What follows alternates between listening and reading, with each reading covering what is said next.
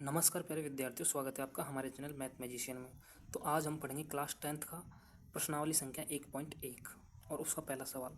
तो पहला सवाल क्या पूछ रहा है कि निम्नलिखित संख्याओं के अभाज्य गुणनखंडों के गुणनफल के रूप में लिखिए। जो संख्याएं आपको दे रखी है उनको अभाज्य गुणनखंडों के रूप में लिखना है, मतलब अभाज्य संख्याओं के रूप में लिखना है, अभाज्य संख्याओं के गुणनफल के रूप में लिखना है। अपन पढ़ चुके हैं कि अंकगणित के आधारभूत प्रमेय के अनुसार प्रत्येक भाज्य संख्या को अभाज्य संख्याओं के गुणनफल के रूप में लिखा जा सकता है, तो वही अपन को करना है अभाज्य गुणनखंड विधि से। ठीक है, तो करते हैं प्रथम सवाल 140 के अभाज्य गुणनखंड। तो 140 का अभाज्य गुणन करने के लिए आपको अभाज्य संख्याओं का भाग देना होता है। तो देखो, सबसे पहले अपन अभाज्य संख्या 2 का भाग देके देखेंगे इस 140 में। अगर 2 का भाग नहीं जाएगा तो 3 का देखेंगे, क्योंकि अभाज्य संख्या है 3 भी। 3 के बाद वाली अभाज्य संख्या आती है 5। अगर इसमें इस संख्या में 3 का भी भाग नहीं जाएगा तो 5 का देखेंगे। 5 का नहीं जाएगा तो 7 का देखेंगे, और 7 के बाद में देखेंगे 11 का डायरेक्ट, क्योंकि 7 के बाद में जो अभाज्य संख्या आती है वो 11। 11 के बाद में 13 का देखेंगे, और 13 के बाद में देखेंगे 17 का। ठीक है, और 17 के बाद में देखेंगे 19 का भाग देखेंगे, और 19 के बाद में जो अभाज्य संख्या आती है वो आती है 23, उसका देखेंगे। इस प्रकार अपन आगे जो 23 का भी नहीं जाएगा तो आगे वाली अभाज्य संख्या का भाग देंगे। आया आपके समझ में? ठीक है, तो हम देखते हैं 140 में। सबसे पहले 2 का भाग देके देखेंगे 140 में कि 2 का भाग जाता है या नहीं। तो यह एक सम संख्या है, अर्थात इसके अंत में 0, 2, 4, 6, 8 है, तो इसमें 2 का भाग जाएगा, तो 2 का भाग देते हैं इसमें अपन। ठीक है, 2 का भाग देंगे। तो 2 का भाग देने का मतलब है कि इसका 140 का आधा होता है 70, तो 70 बार चले जाएगा 2 का भाग। देखो 2, 7, 14 और 0 यूँ का यूँ। ठीक है, अब इसमें भी 2 का भाग जाएगा क्योंकि इसके अंत में 0 है, तो देते हैं 2 का भाग। अब 70 में 2 का भाग देंगे तो देखो 2 तिया 6, 7 में 2 का भाग दिया, 2 तिया 6, एक शेषफल बच गया, 0 उतार लेंगे तो 10 हो जाएगा, 2 पंजो 10 हो जाएगा, मतलब 35 बार 2 का भाग चल जाएगा। या 70 का आधा 35 होता है। अब देखो 35 में 2 का भाग दे तो 2 का भाग नहीं जाएगा, क्योंकि ये एक विषम संख्या है, अर्थात इसके अंत में 0, 2, 4, 6, 8 नहीं है, इसलिए 35 का भाग, 35 में 2 का भाग नहीं जाएगा। अब हम देंगे इसके बाद में 2 का भाग नहीं जाएगा तो 3 का भाग देंगे।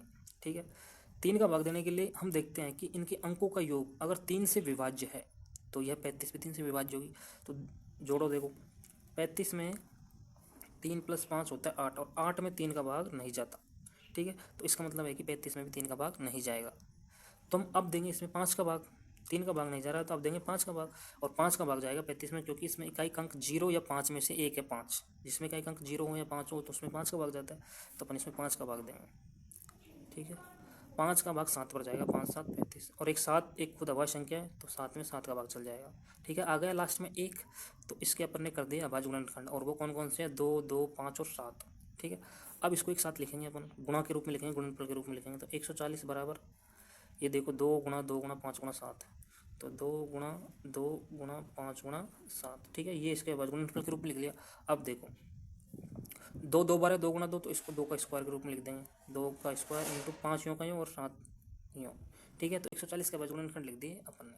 अब इसी प्रकार अब हम देखेंगे 156 के अभाज्य गुणनखंड क्या क्या होंगे। तो देखो 156 में अपन सबसे पहले 2 का भाग देंगे, क्योंकि 156 में 2 का भाग जा रहा है, इसके इकाई अंक 6 है, जो एक सम संख्या को इंगित करता है, जिसके अंत में 0, 2, 4, 6, 8 में से 6 आया है, इसलिए इसमें 2 का भाग जाएगा। अब इसमें 2 का भाग जाएगा 78 बार। देखो 2 संतो 14, एक बचेगा शेषफल, 6 को उतारने पर 16 हो जाएगा, 16 में 2 का भाग देंगे तो 2 × 16 हो जाएगा। अब 78 में 2 का भाग देंगे। 78 में 2 का भाग क्यों देंगे? क्योंकि इसमें इकाई अंक 8 है, तो 78 में 2 का भाग देंगे तो 39 बार जाएगा, 2 तिया 6 और 2 नाम 18। ठीक है, अब 39 में 2 का भाग नहीं जा सकता, क्योंकि यह एक विषम संख्या है, इसके अंत में 2, 0, 4, 6, 8 नहीं है, इसलिए इसमें अपन 2 का भाग नहीं देंगे, इसमें 3 का भाग देंगे। 3 का भाग इसलिए देंगे, 3 का भाग देने के लिए अपन इसके अंकों का योग चेक करते हैं कि 9 और 3 12 होता है, और इस अंकों के योग में अगर 3 का भाग चले जाएगा, अर्थात 12 में 3 का भाग चले जाएगा तो 39 में 3 का भाग जाएगा। आप जानते हैं कि 12 में 3 का भाग जाता है तो 39 में भी जाएगा, तो 3 का भाग 39 में देते हैं तो 13 बार जाएगा, 3 एकम 3 और 3 तिया 9। ठीक है, अब 13 में 13 का भाग ही जाएगा, क्योंकि 13 एक अभाज्य संख्या है, तो अभाज्य संख्याओं में खुद का भाग ही जाता है और 1 का भाग जाता है। ठीक है, तो 156 के अभाज्य गुणनखंड भी हो गई। एक साथ लिख लिया इनको, 2 गुणा 2 गुणा 3 गुणा 13, 2 गुणा 2 गुणा 3 गुणा 13, 2 2 बार गुणा हो रहा है तो 2 का स्क्वायर लिख दिया। ठीक है, अब आता है 38, 25, 3825 के अभाज्य गुणनखंड। अब देखो 3825 है, तो 3825 में 2 का भाग तो नहीं जाएगा, क्योंकि ये एक विषम संख्या है, इसके अंत में 0, 2, 4, 8 नहीं है। तो अब देखेंगे अपन इसमें 3 का भाग देंगे, 3 का जाएगा या नहीं जाएगा। तो 3 का देखने के लिए इसके अंकों का योग करते हैं, 3 + 8 + 2 + 5, इन सबको जोड़ते हैं।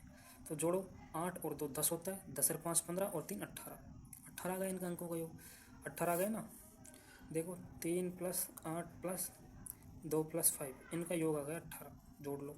8 और 2 10, 10 और 5 15 3 18, 18 में 3 का भाग 6 पर चले जाएगा आसानी से। तो इसका मतलब ये है कि इसमें भी 3 का भाग चले जाएगा, तो 2 3 का भाग इसमें भी।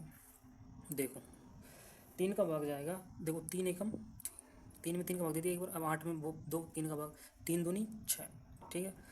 6 8 में के 6 गया तो 2 बचेगा, और 2 में 2 को उतार लेंगे तो 22 हो जाएगा। 22 में 3 का भाग देंगे तो 3 7 21। अब 22 में 21 गया तो 1 बचेगा। अब 1 बचने पर 5 को उतार लेंगे 1 के साथ तो 15 हो जाएगा वो। और 15 में 3 का भाग देंगे तो 5 बच जाएगा, तो चले गया 3 का भाग बड़ी आसानी से, ठीक है।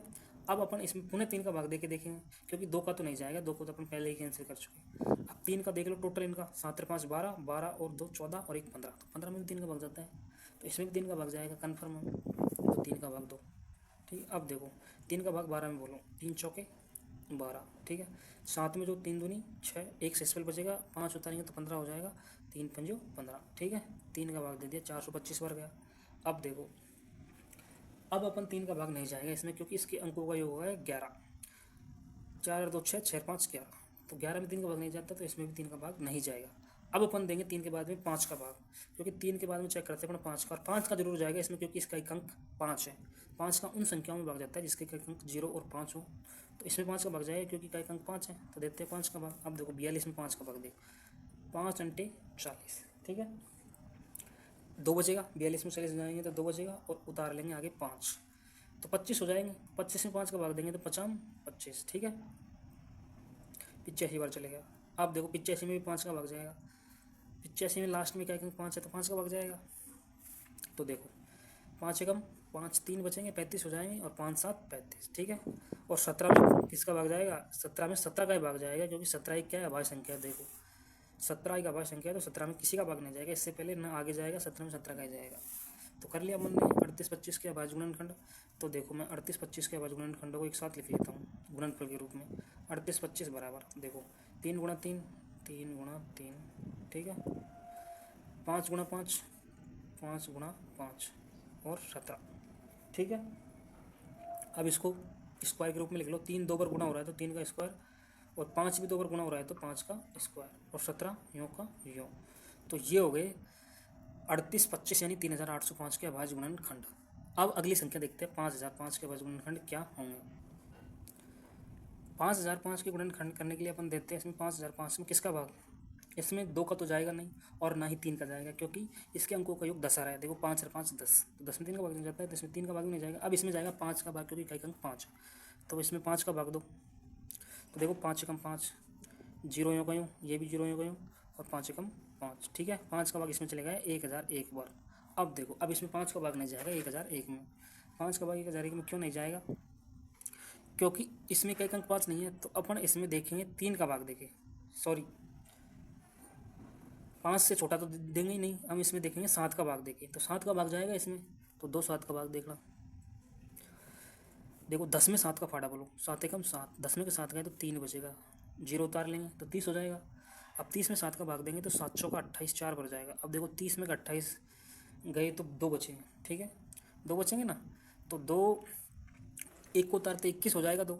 अब 21 में 7 का भाग देंगे तो कितने बार जाएगा, 7 या 21, ठीक है, 3 बार चलेगा, ठीक है। अब देखो इसमें भी 7 का भाग देख के देखो कि जा रहा है या नहीं जा रहा है, तो 7 का भाग नहीं जा रहा, क्योंकि 7 दूनी 14 यहीं हो गई, और 3 में 7 का भाग नहीं जाएगा, तो अपन 7 के बाद में देंगे डायरेक्ट 11 का भाग, क्योंकि 7 के बाद में जो अभाज्य संख्या आती है वो आती है 11। देखो 7 के बाद में अभाज्य संख्या आती है 11, तो अपन 11 का भाग देके देखेंगे, तो 11 का जाएगा। देखो इसमें देखो 11 एकम 11, ठीक है, 14 में दिया 11 का भाग, तो 11 एकम 11, 3 बचेंगे शेषफल, और 3 आगा वाला उतार लेते हैं तो 33 हो जाएंगे, तो 11 तिया 33, ठीक है, 13 बार चले गया, देख लो। अब 13 में 13 का ही जाएगा, क्योंकि 11 के बाद में जो अभाज्य संख्या आती है वो 13 ही आती है, और 13 में 13 का ही भाग जाता है, ठीक है। तो ये हो गए 5005 के अभाज्य गुणनखंड। क्या क्या हो गए, 5005, 5 × 7 × 11 × 13, ठीक है, 5005 के अभाज्य गुणनखंड हो गए। अब अगला सवाल देख, अगला सवाल है 7429 के गुणनखंड करो। तो 7429 के गुणनखंड करते हैं। देखो 7429, तो 7429 में किसका भाग जाएगा ये अपन को देखना है। तो देखो 2 का तो नहीं जाएगा इसमें, और ना ही 3 का जाएगा, क्योंकि अंकों का योग है इन संख्याओं का, उसमें 3 का भाग नहीं जा रहा, और 5 का भी नहीं जाएगा, क्योंकि 0 और 5 का एक अंक क्या है सॉरी इस संख्या के इकाई अंक 0 और 5 नहीं है। तो किसका जाएगा अपन, तो 7 का देखेंगे, 7 का भी नहीं जाएगा, हम चेक करेंगे तब। तो इसको आपको याद रखना है, इसमें डायरेक्ट थोड़ा याद रख लो। इसमें 17 का जाएगा, 17 से पहले किसी भी संख्या का भाग नहीं जाएगा, तो 17 का देना है अपन को इसमें। ठीक है, देखो 74 है, तो देखो 17 चौका 68। ठीक है, 74 में 68 गए तो कितने बचेंगे शेषफल, 74 में 68 गए तो शेषफल बचेंगे 6 है ना, और 2 को उतार लेंगे तो हो जाएगी 62। तो 62 में 17 का भाग देंगे अपन। मैं आपको अलग से करके बता देता हूँ, 17 से 64 में 17 का भाग देके, सॉरी 7429 में 17 का भाग देके मैं आपको अलग से बता देता हूँ। देखो 17 चौके 68, 6 शेषफल हो जाएगा, 17 तीन 51, 11 शेषफल बचेंगे, 9 उतार लेंगे, 17 7 119। तो कितनी बार गया, 437 बार गया। ठीक है, तो अपन यहाँ लिख लेते हैं 437। अब देखो इस संख्या में 17 का भाग नहीं जा रहा, इसमें जाएगा 19 का भाग। 17 के बाद में वह संख्या आती है क्या, कौन सी आती है, 19। 17 का भाग नहीं जाएगा तो 19 का जाएगा, तो 19 का दो, 437 में 19 का भाग देंगे अपन। देखो 437 में 19 का भाग दो, देखो 19 दूना 38, शेषफल बचेंगे 5। तो अब करते हैं प्रश्न संख्या 2। प्रश्न संख्या 2 क्या है कि पूर्णांकों के निम्नलिखित युग्मों के लिए एचसीएफ एंड एलसीएम ज्ञात कीजिए कि दोनों संख्याओं का गुणनफल बराबर है एचसीएफ गुणा एलसीएम की। इसका मतलब ये है कि 2 युग्म दे रखे हैं, जोड़े दे रखे हैं, 3 युग्म दे रखे हैं आपके पास, पहला दूसरा तीसरा, 3 जोड़े दे रखे हैं, इनका आपको एलसीएम निकालना है और एचसीएफ करना है। प्लस यह भी जांच करना है कि दोनों संख्याओं का गुणनफल है जो इनके एचसीएफ और एलसीएम के गुणा के बराबर होता है। जैसे 26 और 91 का अपन पहले एचसीएफ काटेंगे, फिर एलसीएम काटेंगे, फिर इन दोनों को गुणा करेंगे, फिर एलसीएम को गुणा करेंगे और एचसीएफ को गुणा करेंगे, तब इस बात को जांच करेंगे। ठीक है, तो करते हैं इनका एलसीएम और एचसीएफ। तो एलसीएम और एचसीएफ निकालने के लिए सबसे पहले अपन को इनका गुणनखंड करने होंगे, इन संख्याओं के अभाज्य गुणनखंड करने होंगे। तो 26 का अभाज्य गुणनखंड करते हैं पहले। तो 26 में किसका भाग जाएगा, 2 का भाग जाएगा। ठीक है, 26 में भाग जाएगा 2 का, 2 का जाएगा 13 बार, 26 का तो 13 होता है ना, तो 2 का 13 बार जाएगा, और 13 में जाएगा 13 एक बार ही, 13 का 13 में ही जाएगा। ठीक है, एक बार आ गया। तो 26 के गुणनखंड हो गए 2 गुणा 13। इसी प्रकार 91 के भी गुणनखंड करने हो गए अपन को। 91 में आपको सीधा दिख रहा है 2 का नहीं जाएगा क्योंकि ये विषम संख्या है, 3 का भी नहीं जाएगा क्योंकि इनके अंकों का योग 10 है, 9 1 10 और 10 में 3 का भाग नहीं जाता, 3 का भी नहीं जाएगा। 5 का भी नहीं जाएगा क्योंकि 5 है, इसमें इकाई अंक 5 और 0 नहीं है। ठीक है, तो अब 5 के बाद में अपन चेक करते हैं 7 का। तो 7 का जाएगा क्योंकि 13 7 में होता है, आपको पता है, तो 7 का भाग जाएगा देखो, और वो भी 13 बार जाएगा। देखो 7 का भाग 9 में, तो 7 एकम 7, 9 में 7 गए तो 2 बचेंगे, 1 उतारने पर 21 हो जाएगा। अब 21 में 7 का फाड़ा बोलेंगे तो 7 या 21। ठीक है, तो ये भी 13 बार चले गया। और अब इस 13 में गया एक बार, 13 का 13 में दे दिया एक बार। तो 26 का और 91 के अपन ने गुणनखंड निकाल लिया। अब इनको अपन लिख लेते हैं। 26 के गुणनखंड क्या हो गए, 2 गुणा 13, और 91 के गुणनखंड कितने हो गए, 2 गुणा 13। ठीक है, तो इनके गुणनखंड निकाल लिए। अब अपन को एलसीएम और एचसीएफ निकालना है, तो सबसे पहले निकालेंगे अपन एचसीएफ। ठीक है, एचसीएफ किसका निकालेंगे, 26 का और 91 का, एचसीएफ ऑफ 26 और 91 ऐसे लिख देंगे बराबर। अब देखो एचसीएफ कैसे निकालते हैं। एचसीएफ और एलसीएम निकालने के लिए मैं आपको बता देता हूँ अलग से, एचसीएफ कैसे निकालते हैं, एलसीएम कैसे निकालते हैं। तो एचसीएफ के लिए अपन को देखना होगा कि दोनों संख्याओं के जो गुणनखंड है उनमें से घनिष्ठ गुणनखंड देखने होंगे अपन को। जैसे 26 के गुणनखंड है 2 गुणा 13 और 91 के गुणनखंड है 2 गुणा 3, तो इन दोनों में घनिष्ठ यानी दोनों में आ रहे हैं वो गुणनखंड, वो देखने होंगे। तो देखो सॉरी ये दोनों 7 है। ठीक है, तो इन 26 का हो गया 2 गुणा 13 और 91 का हो गया 7 गुणा 13। तो इन दोनों में घनिष्ठ कौन सा है, देखो 26 में भी 13 आ रहा है और 91 में भी 13 आ रहा है। तो अब क्या करेंगे अपन आगे, दोनों के घनिष्ठ गुणन की घात देखेंगे। तो 13 की घात 1 है, इसकी भी घात 1 है। ठीक है, जिसकी घात न्यूनतम होगी ना उस वाले को अपन ले लेंगे। तो यहाँ देखो 13 की घात 1 है, यहाँ भी 1 है, तो दोनों बराबर है, तो यहाँ तो 13 ही ले लो। तो इसका तो एचसीएफ क्या आ गया, 13। ओके, अब निकालो इसका एलसीएम। तो एलसीएम ऑफ 26 और 91। तो देखो एलसीएम निकालने के लिए मैंने आपको बताया कि एचसीएफ निकालने के लिए तो न्यूनतम घात लेते हैं, सबसे छोटी घात लेते हैं। जैसे घनिष्ठ गुणनखंड की किसकी घात लेते हैं, घनिष्ठ गुणनखंड की, दोनों में हो, तो दोनों में तो यहाँ 13 13 ही है, और कोई भी कॉमन नहीं है, इसमें भी 13 है, इसमें भी 13 है, 2 ऊपर है तो नीचे नहीं है, 7 नीचे है तो 7 ऊपर नहीं है, तो केवल 13 ही है। तो 13 की जो न्यूनतम घात है, जो सबसे कम है, वो अपन ले ले, तो यही हुआ एचसीएफ। अब एलसीएम निकालना है, तो एलसीएम निकालने के लिए जो दोनों संख्याओं के गुणनखंड आते हैं, सभी गुणनखंड है अलग अलग तरीके, जो भी गुणनखंड है, जैसे 2 आया है, 7 भी आया है और 13 आया है, 3 प्रकार के गुणनखंड आए हैं इसमें। तो इन सब की घात जो सबसे बड़ी घात है वो वाले ले लेंगे हम। तो देखो 2 की घात 1 है तो 2 की घात 1 वाला ले लिया अपन ने, 13 की घात 1 है तो 13 की घात 1 वाला ले लेंगे, और 7 की घात यहाँ क्या है, 1 ही है, और 7 कहीं नहीं है यहाँ, तो 7 का घात 1 ले लेंगे। तो ले लो पहले 2 की घात 1 ले लिया, ठीक है, इंटू इनका गुणा करना है, अधिकतम घातों का गुणा करना है, अधिकतम घातों वाले संख्या को गुणा करना है। जैसे 7 की घात 1 है तो 7 की घात 1 वाला ले लिया, ठीक है, और ये हो गया 13 की घात 1। जब इनको गुणा करेंगे अपन तो देखो देखो 7 गुणा 2 करेंगे तो 14, और 14 गुणा 13 करेंगे तो 182। ये इसका क्या आ जाएगा, एलसीएम आ जाएगा, ठीक है। ये तो एचसीएफ आ गया, ये एलसीएम आ गया। अब अपन को जांच करनी है इनकी, जो ये बात दे रही है कि दोनों संख्या को गुणनफल इनके एचसीएफ और एलसीएम के गुणा के बराबर होता है। तो यहाँ लिखो जांच। जांच में क्या करना है, जांच में करना है पहली संख्या को गुणा करना है दूसरी संख्या से, पहली संख्या को गुणा करना है किससे, दूसरी संख्या से, दूसरी संख्या से। और इनका ये गुणा है जो अगर एचसीएफ गुणा एलसीएम के बराबर आ जाता है, ये अपन को जांच करनी है और ये सही हो जाएगा अपना सवाल। फिर अब देखो पहली संख्या है 26 तो 26 लिख दिया, गुणा की जगह गुणा करना है। दूसरी संख्या क्या है 91, 91 तो 91 लिख दिया, बराबर। एचसीएफ क्या है अपने पास, एचसीएफ का मतलब होता है लेस, सॉरी मैस है, एचसीएफ का मतलब होता है मैस है, और एलसीएम मतलब लेस है। अब देखो एचसीएफ कितना गया 13, और एलसीएम आ गया 182। इन दोनों को गुणा करो। अब देखो 26 गुणा 91 करो पहले तो, और 182 इंटू 13 करो। अब देखो मैं 182 इंटू 13 कर रहा हूँ पहले, 13 का पाड़ा बोलो 2 बार, 13 दूना 26 हासिल की 2, ठीक है। और 13 इंटू क्या होता है, 13 इंटा क्या होता है 104, 104 में हासिल की 2 डालेंगे, 2 जोड़ेंगे तो हो जाएगा 106, हासिल की क्या आ जाएगी 10 आ जाएगी। अब 13 एकम 13, 13 गुणा करेगा 13 कम 13, और 13 और 1 कितना हो जाएंगे 23, ठीक है। तो 182 इंटू 13 कहिए तो 2366 आ गए। अब अपन को 26 इंटू 91 करना है, तो मैं आपको 91 इंटू 26 अलग से करके बता देता हूँ। 91 इंटू 26, ठीक है। देखो 6 एकम 6, 6 का पढ़ा बोलेंगे 6 एकम 6, और 6 नाम की 54, नीचे क्रॉस का चिन्ह लगा दिया, 2 गुणा एक करेंगे 2 एकम 2, और 2 नाम 18, 4 और 2 6, 8 और 5 13, और 1 हासिल की 1 और 1 2, तो यहाँ भी 2366 आ गया। तो अपन यहाँ लिख देंगे 2366। तो हो गया ना बराबर, पहली संख्या का दूसरी संख्या से गुणा इतना आया 2366, और एचसीएफ इंटू एलसीएम भी आया 2360, और ये दोनों क्या आ गए बराबर हो गए। तो अपनी ये जांच भी हो गई। तो यहाँ बाया पक्ष और दाया पक्ष सही होगा। तो देखो दाया पक्ष ये है और ये बाया पक्ष है, दोनों अपन का क्या हो गई बराबर हो गई। अब अपन करेंगे दूसरा क्वेश्चन, क्वेश्चन संख्या 2। दूसरा क्या है 510 और 92। तो करो पहले 510 और 92 के अभाज्य गुणनखंड करने होंगे अपन को पहले।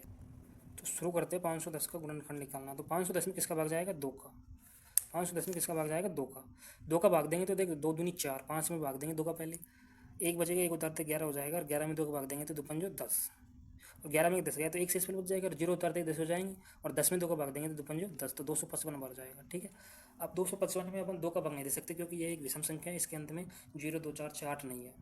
अब अपन इसमें देंगे 3 का भाग, चेक करेंगे 3 का जाएगा कि नहीं जाएगा। तो 3 का जाएगा क्योंकि इसके अंकों का योग है, उसमें 3 का भाग जा रहा है। देखो 5 और 5 10, 10 और 2 12, 12 में अपन 3 का भाग दे सकते हैं, तो इस 255 में भी 3 का जाएगा, तो 2 3 का भाग। देखो 25 में 3 का फाड़ा बोलेंगे तो 3 8 24, 1 बचेगा, 1 5 को उतार लेंगे तो 15 हो जाएगा, 3 पंजो 15, तो 85 बार गया। अब 85 में 3 का भाग जाएगा नहीं जाएगा क्योंकि 8 और 5 13 होते हैं, 13 में 3 का भाग नहीं जाता, तो 85 में 3 का भाग नहीं जाएगा। अब 85 में देंगे 3 के बाद 5 का, क्योंकि इसके में इकाई अंक 5 है, लास्ट में 5 है, तो 5 का भाग।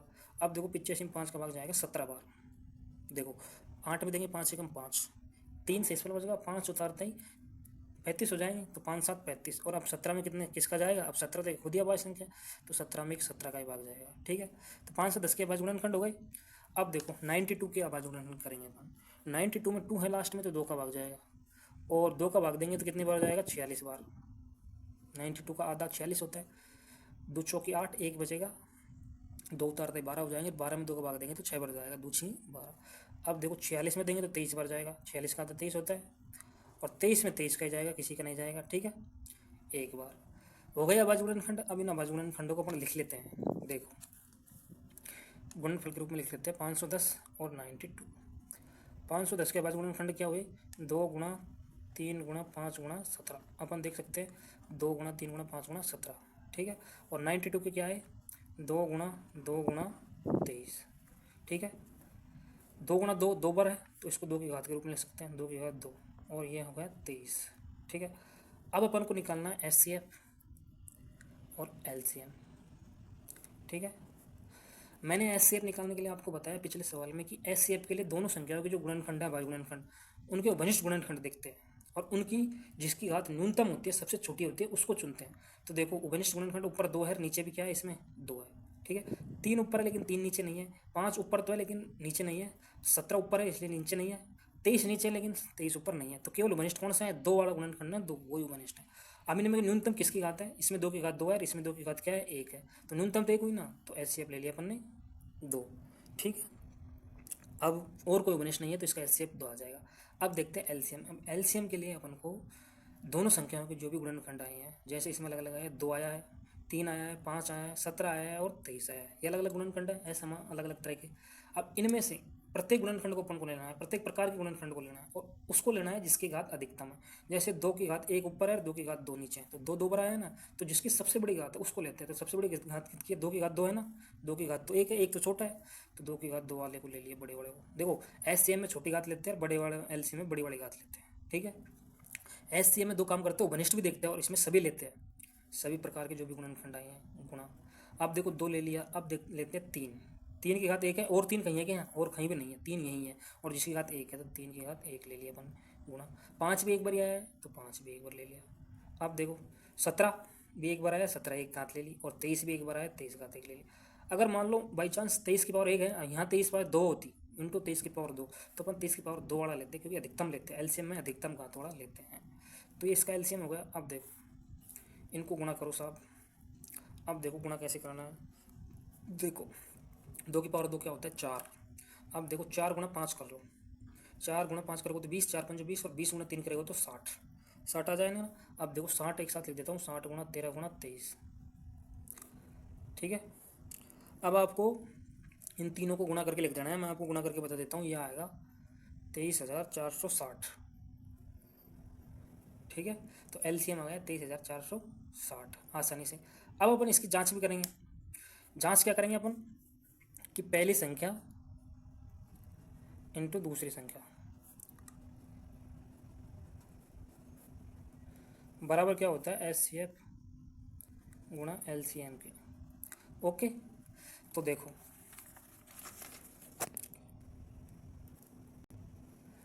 पहली संख्या इंटू दूसरी संख्या अपन को करना है, पहली संख्या इंटू दूसरी संख्या, और HCF गुणा LCM दोनों बराबर होंगे। तो पहली संख्या क्या है 510, पहली संख्या है 510, देखो ये 510, दूसरी संख्या है 92, इन दोनों का गुणा करेंगे तो बराबर आना चाहिए HCF गुणा LCM के, ठीक है। तो देखो 510 इंटू 12 करेंगे, सॉरी HCF और LCM की वैल्यू धर देनी चाहिए ना अपन को, 2 गुणा HCF की वैल्यू है 2 और LCM की वैल्यू है 23,460। जब अपन इसको गुणा करेंगे 23,060 को 2 से, तो क्या आएगा देखो, 2 गुणा 0 करेंगे 2, 2 छीनी 12, हासिल की 1, 2 चौके 8 और 1 9, 2 दूनी 2 तिया 6 और 2 दूनी 4, 46,920।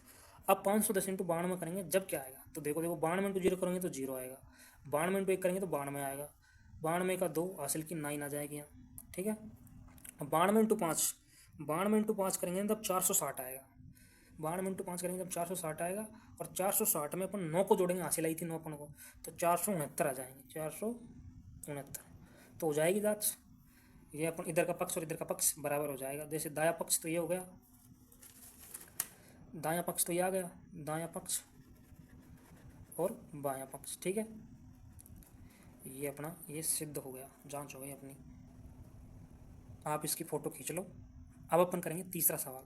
तीसरा सवाल क्या है, तीसरा सवाल ये है 336 और 54, 336 54 और 336 का 54 का अपन को HCF और LCM निकालना है। तो करते हैं 336 और 54 का LCM और HCF। तो देखो सबसे पहले करते हैं 336 और 54 के अभाज्य गुणनखंड। तो 336 में जाएगा 2 का भाग, 2 का भाग 2, देखो 2 एकम 2, 2 छीनी 12 और 2 अंत्यो 16, चले गए ना, 2 एकम 2, 1 बचेगा 13 हो जाएगा, 2 छीनी 12, 13 में 12 गया तो 1 शेष बचेगा, 6 उतारते 16 हो जाएगा, 16 में 2 का भाग देंगे तो 2 अंत्यो 16। अब 168 में 2 का भाग जाएगा क्योंकि सम संख्या है। अब देखो 16 में देंगे 2 अंत्यो 16, 4 8 में देंगे 2 चौकी 84 में भी 2 का भाग जाएगा क्योंकि ये सम संख्या है। देख 84 में 2 चौके 8 और 2 दूनी 4, 8 में दिया और 4 में। अब 42 में भी जाएगा, 42 का आधा होता है 21, 21 बार जाएगा। देखो 2 दूनी 4 और 2 एकम। अब 21 में 2 का नहीं जाएगा, 21 में जाएगा 3 का, 3 7 21 7 में, और 7 में 7 का चले जाएगा ना। ऐसे बाद गुणनखंड कर लोगे आप। अब करो 54 के बाद गुणनखंड। 54 में 2 का भाग जाएगा तो वो जाएगा 2 दूनी 4, 5 में 4 गए 1 बचेंगे, 14 हो जाएगा 4 उतार पे, 2 संत 14, 27 बार जाएगा। 27 में 2 का नहीं जाएगा, 27 में जाएगा 3 का 9 बार, 3 हम 27, और 9 में तो 3 का जाता ही है, 3 3 9 3 बार, और 3 में 3 बार। ठीक है, हमारे गुणनखंड हो गए। अब इन गुणनखंडों को अपन गुणनफल के रूप में लिख लेते हैं। देखो 3 से 36 और 14, 336 में देखो 2 को देखो, 2 कितनी बार आ रहा है, 1 2 3 4 बार, तो 2 की पावर हो गई 4, गुणा में लिख लेंगे तो 2 की पावर 4, और 3 गुणा 7, ये तो हो गए 336 के गुणनखंड। अब लिखो 54 के, देखो 2 यूँ का यूँ, और 3 कितनी बार आ रहा है, 1 2 3 बार, तो 3 की पावर 3। ठीक है, 7 आ ही नहीं रहा। अब अपन को निकालना है सबसे पहले HCF, फिर निकालना है LCM। तो HCF के लिए मैंने बताया था आपको उभयनिष्ठ गुणनखंड देखना है, और उसकी न्यूनतम घात देखनी है सबसे छोटे। तो उभयनिष्ठ देखो, एक तो 2 ऊपर है और 2 नीचे भी है, 3 ऊपर है और 3 नीचे भी है, लेकिन 7 ऊपर ये नीचे नहीं है, तो 7 को नहीं लेंगे HCF। तो देखो 2 2 है यहाँ, तो अधिक न्यूनतम घात किसकी है, 4 बड़ी होती है कि 1 बड़ी होती है, इसकी घात 1 है, 4 बड़ी होती है, लेकिन हमको लेनी क्या है, छोटी, 2 की पावर 1 ले लो, छोटी वाली। HCF में छोटी वाली लेंगे जो भी उभयनिष्ठ दोनों में कॉमन होगी। उभयनिष्ठ मतलब होता है जो दोनों में आ रहा हो। अब देखो 3, इसमें 3 की पावर 3 है, इसमें ऊपर 3 की पावर 1 है, तो न्यूनतम वाली 3 की पावर 1 है ना, एक छोटी होती है, तो 3 की पावर 1 वाली ले लिया। अब देखो 2 गुना 3 करेंगे तो 6, तो HCF हो गया इसका 6। अब अपन को निकालना है LCM। अब क्या निकालना है, LCM। LCM के लिए मैंने आपको बताया है कि जो भी इन दोनों संख्याओं के जो भी गुणनखंड आते हैं अलग है, जैसे 2 आया है, 3 आया है और 4 आया है, सॉरी 7 आया है, 3 प्रकार के गुणनखंड है। इनमें के वे और सभी गुणनखंड लेने हैं, 2 भी लेना है, 3 भी लेना है और 7 भी लेना है, लेकिन वो वाले लेने हैं जैसे 2 2 बार आ रहा है, 2 की पावर 4 और 2 की पावर 1। इनमें से जो बड़ा है ना LCM में, जो बड़ी घात है वो वाला गुणनखंड है। तो एक घात है यार, यहाँ है 4 2 में, तो 2 की घात 4 वाला लेना है, 2 की घात 4। ठीक है, मैंने भी बताया आपको सभी गुणनखंड लेना है, 3 भी लेना है, 7 भी लेना है, देखो 2 भी लेना है, 3 भी लेना है और 7 भी लेना है। 2 तो ले चुके अपन बड़ी घात वाला, 2 की पावर 4। अब 3 की घात 1 है यार, यहाँ है 3 की घात 3, तो 3 की घात 3 वाला अपन को लेना है, क्योंकि बड़ी घात लेनी है LCM में, गुणा। अब देखो 7, 7 तो एक बार ये ऊपर वाले में जो भी एक घात है इसकी, 7 एकम 7। ठीक है, तो ये हो गया इसका LCM। अब इसको हल करो। अब देखो इसको हल करने के लिए आपको 2 की घात 4 क्या होता है, 16, और 3 की घात 3 क्या होता है, 3 3 9 और 9 3 27। 3 बार करोगे इसको गुणा 3 को, और इंटू 7। जब इन तीनों को आप गुणा करोगे, देखो मैं 16 इंटू 7 करोगे, तो 16 इंटू 7 करोगे तो क्या आएगा, 112। 16 7 112 होता है, अगर आपके फाड़ा याद है ना तो जल्दी कैलकुलेशन होगी। अब 112 इंटू 27 करोगे तो आएगा 3024। मैंने गुणा कर लिए पहले ही, आप कर लेना, 3024। तो LCM आ गया 3024। अब अपन जाँच करेंगे LCM और HCF की, वो पहली संख्या इंटू दूसरी संख्या वाली। तो जाँच करो, जाँच क्या आई, पहली संख्या इंटू दूसरी संख्या बराबर होता है HCF इंटू LCM। ये अपन को जांच करनी है, इसकी सिद्ध करना है। तो पहली संख्या है 336, तो 336 गुणा दूसरी संख्या है 54 54, ये रही 54। HCF आ गया 6, HCF बराबर 6, और LCM आ गया 3024। अब देखो इनको गुणा करो, बराबर तो होगा निश्चित ही, अगर सही हुआ होगा तो। देखो 6 इंटू 3024 करेंगे तो 6 का फाड़ा बोलो, देखो 6 चौका 24, यहाँ से लगी 2, 6 दूनी 12 और 2 14, यहाँ से लगी 1, 6 कम 6 0 0 और 1 यहाँ से यूँ क्यों, 6 18, 18,144। और जब आप 336 इंटू 54 करोगे तो भी 18,144 आएंगे। मैं आपको बता देता हूँ अलग से करके, 18,344 को गुणा 336 इंटू 54 गुणा करना है अपन को ना। तो देखो 4 6 का 24, हासिल की 2, 4 3 12 और 2 14, हासिल लगी 1, 4 3 12 और 1 13। ठीक है, अब 5 से गुणा करोगे, नीचे क्रॉस लगा दो, यहाँ 0 लिख दो जाए, 5 6 30, हासिल लगी 3, 5 3 15 और 3 18, हासिल की 1, 5 3 15 और 1 16। अब इनको जोड़ दो, जोड़ो, देखो 4 0 4 4 और 0 4, 8 और 3 11, हासिल की 1 1 और 1 2 और 6 8 और 1 यहाँ का, तो 18,144 आ गए ना। 336 इंटू 54 करें तो यहाँ भी लिख दो 18,144। अब देखो इधर भी 18,144, इधर भी 118,144, तो दायां पक्ष बराबर हो गया किसके, बाएं पक्ष के। तो ये भी हो गया सवाल। तो प्रश्न अपन 2 के तीनों सवाल कर चुके हैं। अब हम करेंगे तीसरा सवाल। तो अब करते हैं तीसरा प्रश्न, प्रश्न संख्या 3। प्रश्न संख्या 3 क्या है कि अभाज्य गुणनखंड विधि से निम्नलिखित पूर्णांकों के एचसीएफ और एलसीएम ज्ञात कीजिए। मतलब मैसे और लैसे ज्ञात कीजिए। मैसे और लैसे पिछले सवाल में अपन कर चुके हैं, तो अब मैं इनको आपको बता देता हूँ। पहले इनके गुणनखंड करने होंगे। तो प्रश्न संख्या फर्स्ट, तो प्रश्न संख्या फर्स्ट में 12, 15, 21 का मैसे काटना है अपन को, लैसे काटना है, एचसीएफ काटना है, एलसीएम करना है। तो पहले इनके गुणनखंड करने होंगे। तो पहले 12 के गुणनखंड करते हैं। तो 12 के गुणनखंड करो, 12 में जाएगा 2 का भाग 6 बार आएगा, 2 छिंगी 12। 6 में जाएगा 2 का भाग 3 बार, और 3 में जाएगा 3 एक बार। ठीक है, 2 छिंगी 12, 2 तिया 6 और 3 एकम 3। 12 के गुणनखंड हो गए। अब अपन करेंगे 15 के गुणनखंड। ठीक है, और ये कौन से गुणनखंड कर रहे हैं अपन, अभाज्य गुणनखंड कर रहे हैं। 15 में केवल 2 का नहीं जाएगा, 3 का जाएगा 5 बार, 3 पंजो 15, और 5 में 5 का जाएगा एक बार, 5 एकम 5। इसी प्रकार 21 का निकालेंगे अब, 12, 15, 21 का। तो 21 के गुणनखंड निकालने के लिए आपको 21 में भाग देंगे 3 का। 3 का जाएगा, 2 का तो नहीं जाएगा, क्योंकि इनके अंकों का योग है 2 और 1 3, और 3 में 3 का भाग जाता है। 7 बार जाएगा, 3 7 21, और 7 में एक बार जाएगा 7 का 7 में। अब देखो, अब इनको गुणनफल के रूप में लिख लेता हूँ मैं। 12 के, 15 के और 21 के गुणनखंड कर लिया अपन ने। 12 के क्या हुए, 2 गुणा 3, देख लो 2 2 3। 15 के 3 गुणा 5, 3 गुणा 5, तो 15 के हो गए 3 गुणा 5, और 21 के हो गए 3 गुणा 7। ठीक है, अब अपन को काटना है एचसीएफ और एलसीएम। ठीक है, तो एचसीएफ और एलसीएम, अब मैंने एचसीएफ के लिए आपको बताया था कि उभयनिष्ठ गुणनखंड देखते हैं, उभयनिष्ठ अभाज्य गुणनखंड देखते हैं 15 के में, 12 के में और 21 में के। तो देखो उभयनिष्ठ जो तीनों में आ रहे हो, तीनों संख्याओं के गुणनखंडों में आ रहे हो। जैसे 2 है, तो 2 केवल 12 के गुणनखंड में ही आ रहा है और कहीं नहीं आ रहा है। देख लो 2 नीचे नहीं आ रहा ना, 3 5 3 7। ठीक है, ये 2 भी नहीं आ रहा, लेकिन ये देखो ये 3 यहाँ भी आ रहा है, 1 3 1 3 यहाँ भी आ रहा है, 1 3 यहाँ भी आ रहा है, और सबकी घात क्या क्या है, 1 1 है। इसकी भी घात 1, इसकी भी घात 1 और इसकी भी घात 1। अगर इसमें मान लो यहाँ 2 घात होती, 1 3 की घात 2 होती, तो अपन न्यूनतम वाला लेते हैं। एससीएम में क्या लेते हैं, न्यूनतम घात वाला लेते हैं। तो 3 की घात 1, ये घनिष्ठ वाला रहेगा तो 3 की घात 1, तो 3 की घात 1 होती है 3। और कोई घनिष्ठ नहीं है। 5 भी केवल 15 के में ही है, ऊपर नहीं है। 12 के में 5 नहीं आ रहा है, और 21 के में 5 नहीं आ रहा, केवल 3 आ रहा है। 3 यहाँ भी आ रहा है, यहाँ भी आ रहा है, और 3 यहाँ भी आ रहा है, तीनों जगह आ रहा है। 7 भी केवल 21 के में आ रहा है, 12 और 15 में नहीं आ रहा। तो इसका एचसीएफ हो गया 3, क्योंकि उभयनिष्ठ गुणनखंड केवल क्या है, 3 है। अब एलसीएम निकालते हैं। एलसीएम यानी लैसे। अब देखो लैसे निकालने के लिए जो प्रत्येक संख्या है, प्रत्येक संख्या के जो अभाज्य गुणनखंड है उनको सबको लेना है, और उनकी अधिकतम घात वाले को लेना है। जैसे 3 है, यहाँ 3 की पावर 1 है, यहाँ भी 3 की पावर 1 है, यहाँ भी 3 की पावर 1 है। तो 3 को एक बार ही लेना है, और उसको लेना है जिसकी घात सबसे बड़ी हो। लेकिन यहाँ तो समान है, यहाँ 3 की पावर 1, 3 की पावर 1, 3 की पावर 1, तो 3 की पावर 1 ही लेनी है। ठीक है, अब देखो यहाँ 2 है, तो इसको मैं देखो ऐसे लिख देता हूँ। 2 2 बार है ना, तो 2 की पावर 2 इंटू 3। ठीक है, तो 2 बार है तो 2 की पावर 2 को ले लेंगे। ठीक है, तो पहले सबसे छोटे को ले लेते हैं, 2 की पावर 2। ठीक है, अब 3 को ले लो, 3 की पावर सब में 1 है, तो 1 3 ले लिया। अब देखो 5 को भी लेना है, 5 भी एक बार ही आया है, गुणा 5।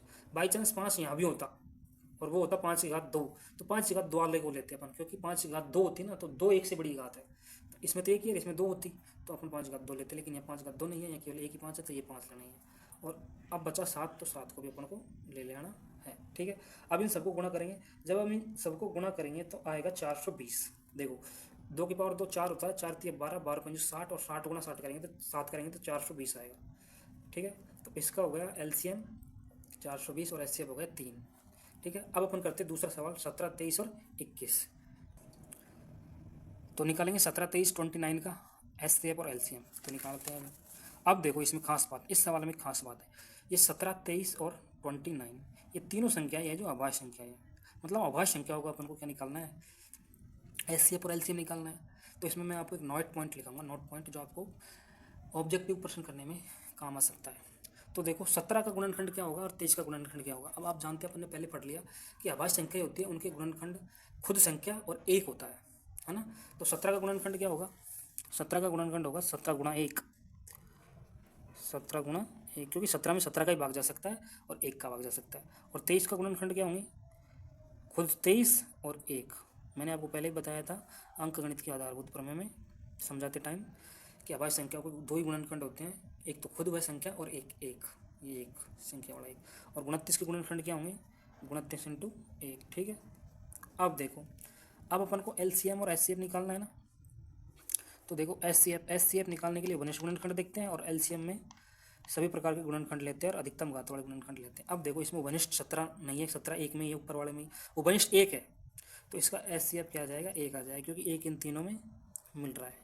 ठीक है, और HCF में मैंने आपको बताया था कि सभी प्रकार के गुणनखंड लेने हैं। जैसे 13, 23 और 29 में कितने प्रकार के गुणनखंड आए हैं, 17 आया, 23 आया, 29 आया और 1 भी आया। तो इनके घाते तो सबकी एक ही है, तो सबको एक बार ले लो।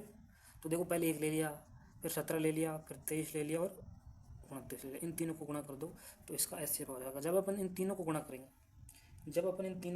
तो क्या आएगा, तो मैं आपको बताऊँ 17 गुणा 23 करोगे ना आप, 17 गुणा 23 करोगे तो आएगा 391, 391।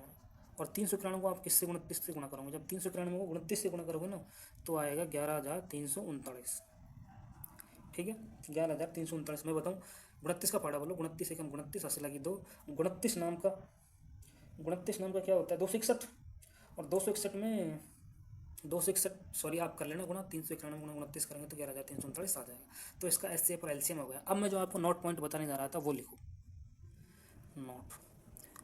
नोट क्या है, नोट यह है कि जब भी आप किसी अभाज्य संख्याओं का HCF निकालते हो तो वो हमेशा क्या आता है, 1 आता है। तो लिख लो, अगर सभी अभाज्य संख्याएं हैं जिनका आप HCF निकाल रहे हो तो उन सभी का अभाज्य संख्याओं का HCF 1 होता है। तो अभाज्य संख्याओं का HCF, संख्याओं का मैस है या HCF क्या होता है, 1 होता है। और इनका LCM क्या होता है, और इनका LCM भी देख लो आप, सभी संख्याओं का गुणा, यहाँ लिख लो अभाज्य संख्याओं का गुणा, अभाज्य संख्याओं के गुणनफल के बराबर होता है, संख्याओं के गुणनफल के बराबर होता है, के बराबर। ठीक है, ये दो नोट पॉइंट लिख सकते हो, आप समझ सकते हो इस सवाल से कि अभाज्य संख्याओं का मैस HCF तो 1 होता है हमेशा, और उनका अगर आपको LCM निकालना है तो उनके गुणनफल के ही बराबर होता है। देख लो 17, 23, 29 का गुणनफल ही है इनका HCF, देख लो मैंने आपको समझा दिया कैसे है जो। ठीक है, अब करते हैं अपन अगला सवाल। अब अपन को तीसरा सवाल करना है, तीसरे का तीसरा, 8, 9 और 25 का LCM और HCF काटना है। तो करते हैं 8, 9, 25 का LCM और HCF। ठीक है, लो 8, 9, 25 का निकालना है ना, तो निकालो 8, 9, 25 का। तो 8 के गुणनखंड करो पहले, 8 के गुणनखंड क्या होंगे, 2 चौके 8, 2 दूनी 4, 2 एकम 2। 9 के क्या होंगे, 9 में 3 का भाग जाएगा, 3 गुणा 3। और 25 के कितने होंगे, 5 गुणा 5। ठीक है, अब देखो 8 के लिख लिया अपन ने 2 गुणा 2 गुणा 2, मतलब 2 की पावर 3। ठीक है, 9 के क्या हो गए, 3 गुणा 3, मतलब 3 की पावर 2। और 25 के क्या हो गए, 5 गुणा 5, मतलब 5 की पावर 2। तो इनके अपन को LCM और HCF निकालने हैं। ठीक है, तो देखो HCF निकालने के लिए आपको घनिष्ठ गुणनखंड देखने हैं, HCF निकालने के लिए आपको घनिष्ठ गुणनखंड देखने हैं। तो देखो HCF, तो देखो HCF बराबर और LCM बराबर। HCF में घनिष्ठ क्या क्या दिखाई दे रहा है आपको, देखो यहाँ 2 है, यहाँ 3 है, यहाँ 5 है, तो कोई भी घनिष्ठ गुणनखंड नहीं है। यहाँ भी 2 है, यहाँ 3 है, तीनों अलग अलग है। तो जिनका कोई भी घनिष्ठ गुणनखंड है तो आप इसको 1 1 मान लो, इनके साथ 1 1 गुणा मान सकते हो ना। जिनका कोई भी घनिष्ठ गुणनखंड नहीं होता है उनका 1 घनिष्ठ गुणनखंड होता है, 1 सब में घनिष्ठ होता है, तो 1 इनका HCF आ जाएगा। ठीक है, अब LCM निकालना है, तो LCM में बताने के लिए मैंने आपको बताया था कि सभी गुणनखंडों को लेना है। जैसे 1 भी ले लिया अपन ने, और इस 2 को भी लेना है, और 2 की घात 3 है तो 2 की घात 3 ले लिया, 3 की घात 2 है तो 3 की घात 2 ले लिया, और 5 की घात 2 है तो 5 की घात 2 ले लिया। ठीक है, अब देखो 2 की घात 3 8 होता है, 3 की घात 9 होता है, और 5 की घात 25 होता है। अब देखो 25 इंटू 200, 25 का पार्ट 8 पर बोलोगे तो 25 इंटू 200, और 200 गुणा 9 करेगा तो 1800। तो इनका LCM आ जाएगा 1800। तो मैं 3 सवाल आपको बता चुका हूँ, और अब अपन करेंगे चौथा सवाल। अब आप करने जा रहे हैं चौथा सवाल। तो चौथा सवाल एग्जाम की दृष्टि से मोस्ट सवाल है। इसमें दे रखा है दो संख्याओं HCF 306 और 657 का HCF दे रखा है कितना है, 9। कोई दो संख्या है 306 657, उनका HCF दे रखा है 9, और उनका LCM ज्ञात करने की कह रहा है। ठीक है, तो अपन को 3 चीज़ दे दी, एक तो 2 संख्या दे दी, और एक तो पहली संख्या दूसरी संख्या, और एक HCF दे दिया 9, और एक चौथी चीज़ पूछ ली LCM। तो अभी अपन ने एक फॉर्मूला पढ़ा था, पहली संख्या इंटू दूसरी संख्या बराबर होता है LCM और HCF के गुणनफल के बराबर। ठीक है, तो अपन उस फॉर्मूले को यूज में लेंगे। तो पहले तो अपन लिख लेते हैं अपन को क्या दे रखा है वो।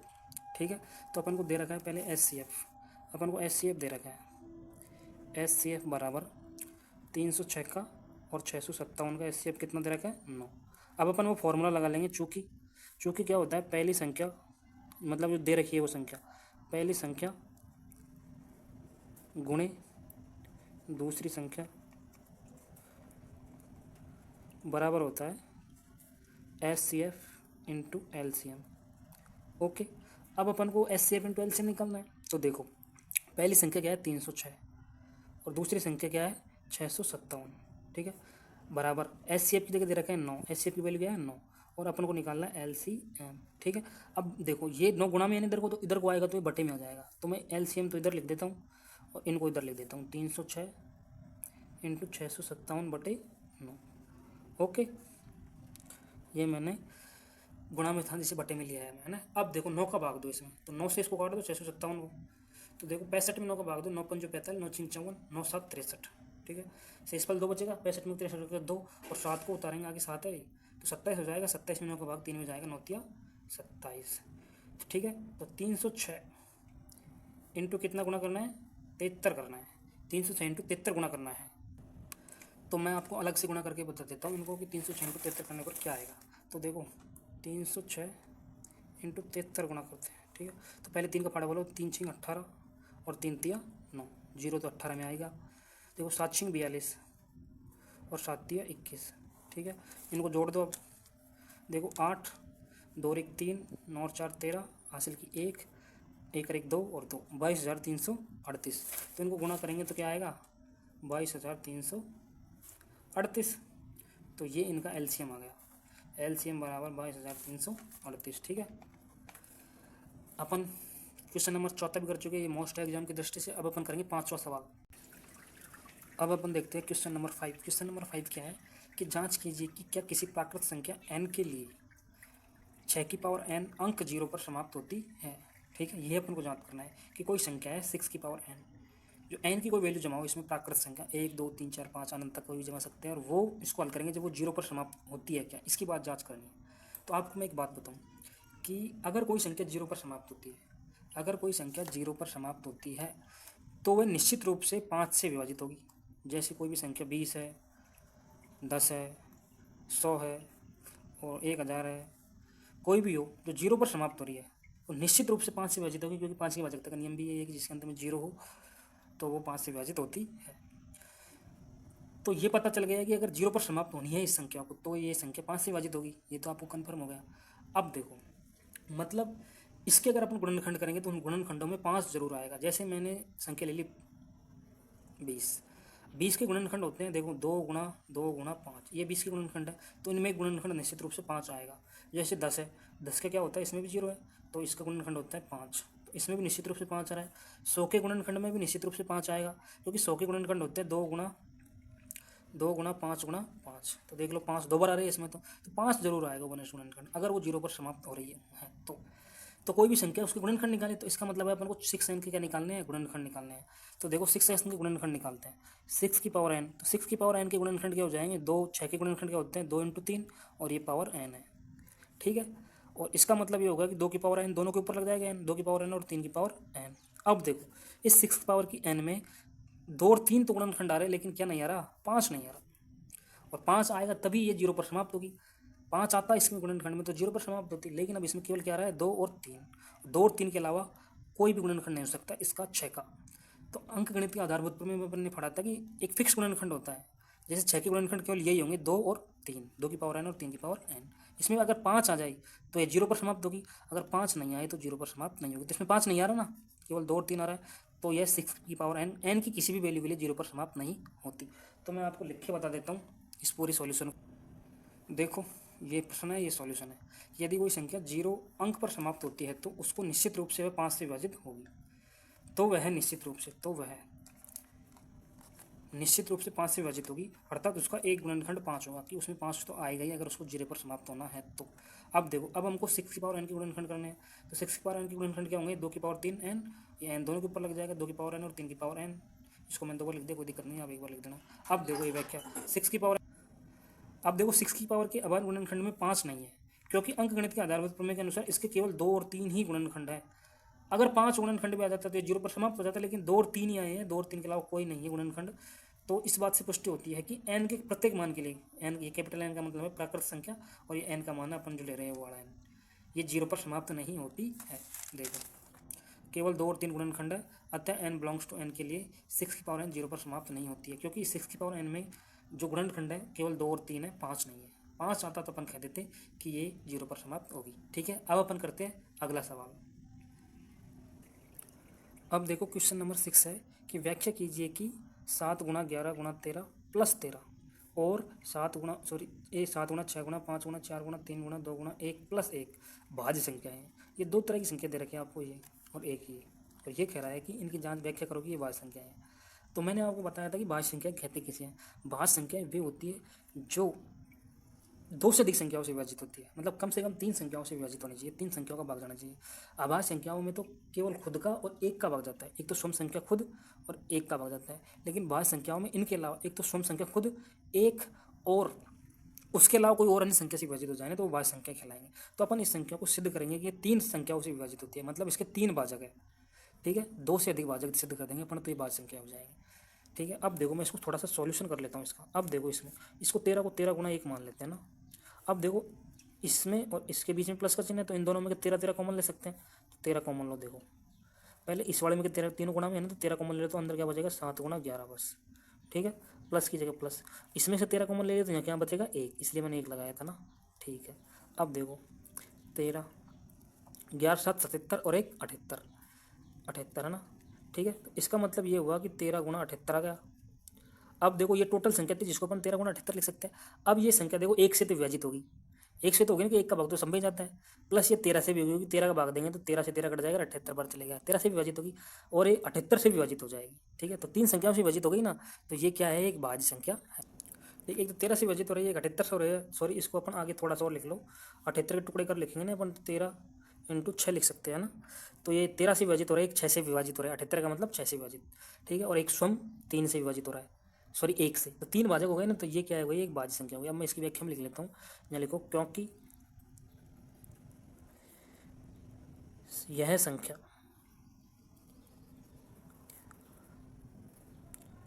भाजक 1 13 व 6 से विभाजित होती है।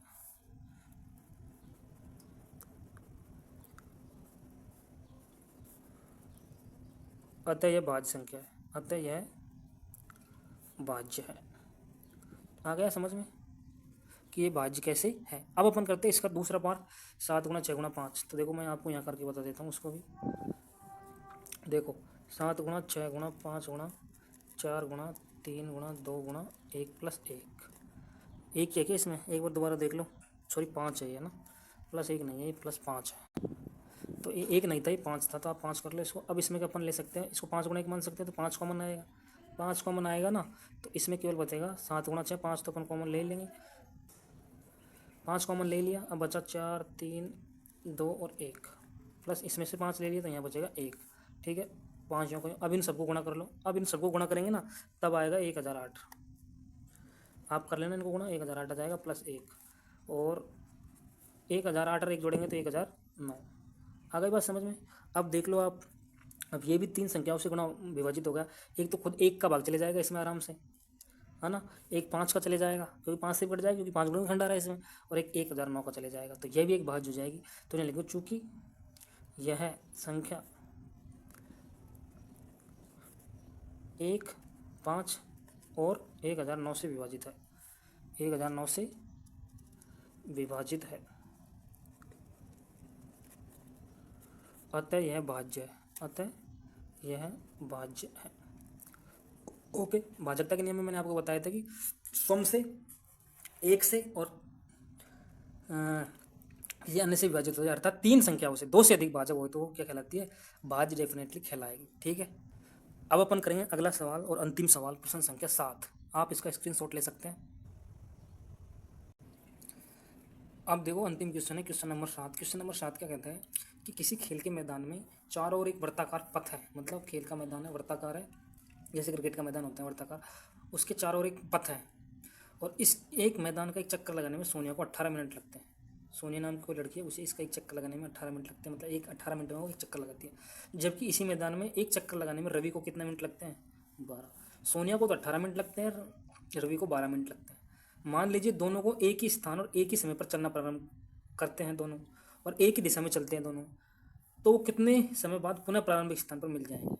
मतलब वो एक ही स्थान से चलते हैं और एक ही समय पर चलते हैं, एक ही दिशा में चलते हैं, और प्रश्न में ये पूछा है कि वो चलने के बाद में वापस उसी स्थान पर कितनी देर पे मिल जाएंगे, कितने समय बाद मिल जाएंगे।